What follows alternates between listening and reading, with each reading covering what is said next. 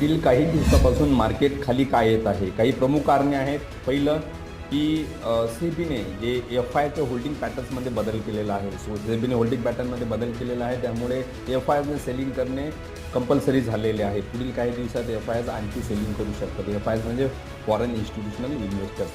दुसरं रिझन असं आहे की एच-डी-एफ-सी बँकची जे रिझल्ट्स आहेत ते अपेक्षेप्रमाणे आलेले नाही आहेत आणि एच-डी-एफ-सी बँक बँकिंग सेक्टरमधली सर्वात मोठी कंपनी आहे आणि स्टॉक मार्केटमधली पण रँक 1 आणि 2 मधली कंपनी आहे. सो त्याचा जो इम्पॅक्ट आहे तो पूर्ण मार्केटवरती होत आहे. त्याच्यानंतर महत्त्वाचं कारण येत आहे पुढे की रिलायन्सचं जे रेटिंग आहे, सिटी फायनान्शियल सर्व्हिस नावाच्या फर्मने रिलायन्सची टार्गेट व्हॅल्यू जी आहे ती कमी केलेली आहे. त्यामुळे रिलायन्सची जी प्राईस आहे ती पण सतत कमी होत आहे. आणि महत्त्वाचं कारण आणखी एक येत आहे पुढे की मार्केट खाली काय येत आहे.